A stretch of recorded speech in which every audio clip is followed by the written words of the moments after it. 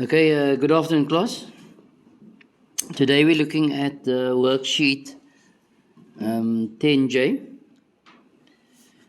So we'll start off with number 1. We are told that angle A is equal to x, angle B is equal to 2x. The question says calculate the size of angle A, B, C, and D if ABCD is a parallelogram. So if this is a parallelogram, we need to know one of 4 things, okay? Firstly, opposite angles are equal, opposite sides are parallel, opposite sides are equal, the diagonals bisect each other, and one pair of opposite sides are equal and parallel. So if you consider that, we know that angle D is equal to 2x. Why? Because the opposite angles equal in a parallelogram. So there's 2x. Then we know that C is equal to x. Why is C equal to x? So opposite angles equal in a parallelogram. Okay.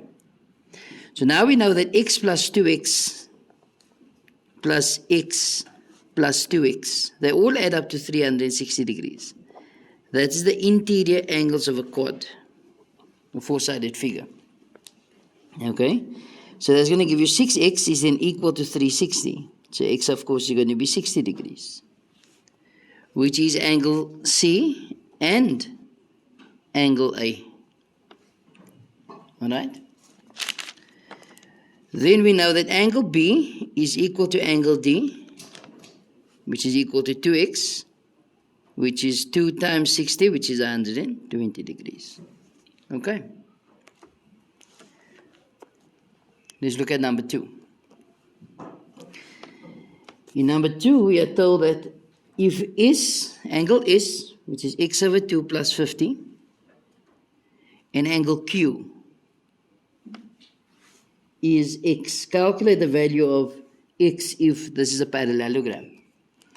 So if this quad is a parallelogram, we know that opposite angles are equal. So angle S is equal to angle Q. Or we could have just said that x over 2 plus 50 is equal to x. And what's your reason there? Opposite angles equal in parallelogram. That's a sign for parallelogram, no? POM. Okay? So we're going to, it becomes an equation. We multiply throughout by 2, so it becomes x plus 100 is equal to 2x. So you say negative x, we take that over, is equal to negative 100. So x is equal to 100. The question was to solve for x, and there we just did, okay?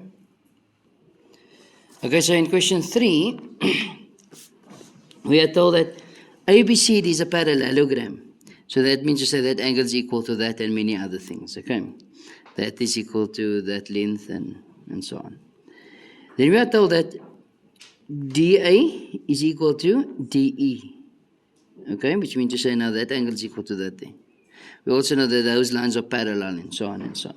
Calculate the size of angle B and angle D. So angle D we can work out first, of course. So firstly, we know that AB is parallel to DC, sorry. Why? Because opposite sides parallel in parallelogram. Okay. So that is now parallel. Why did I have to say it? Because it's not on the diagram. So angle E2, of course, is going to be 62 degrees. Why? Because of alternate angles. Alternate angles with AB being parallel to DC. Okay? Then, you see these lengths are equal, so A1 is also 62. Why is that 62? Because right sides opposite equal angles. Okay? Then angle D is equal to 180 minus 62 minus 62. Why? Sum of triangles.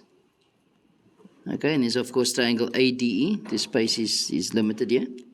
So it's going to be 124. So it's 180 minus 2 times 62. Whoops, wrong mode. So it's 180 minus 2 times 62 degrees, which gives you 56. So angle D is going to be 56 degrees. Then angle B is the same. But angle B is 62. Why? Because opposite angles equal in a parallelogram. Okay. Let's look at question 4. In question 4, we are told that A, B, C, D, CE is a parallelogram with angle A1 equal A2 and angle C1 equals C2. Okay?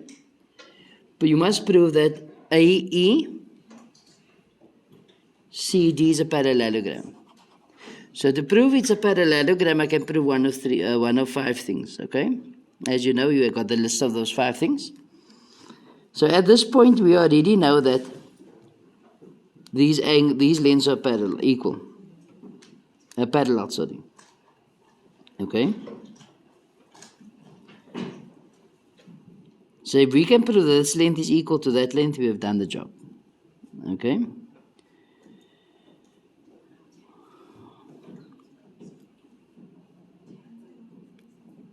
Or we can prove that opposite angles are equal.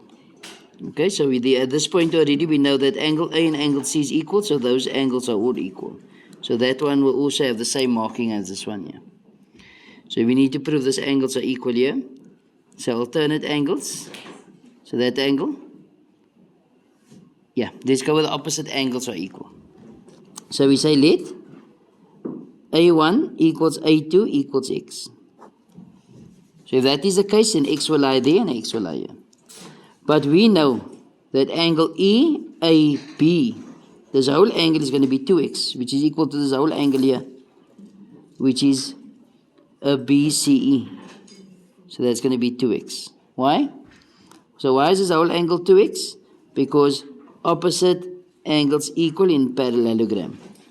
Remember, the outer one is given as a parallelogram, the outer shape.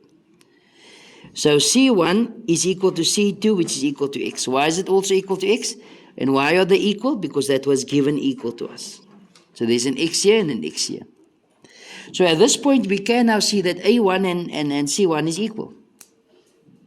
Not so? Right. Now, let's see this angle here.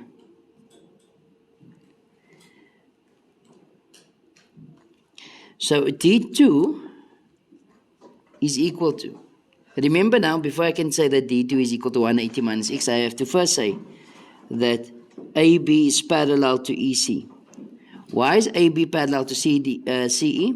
Because opposite sides parallel in a parallelogram. Okay?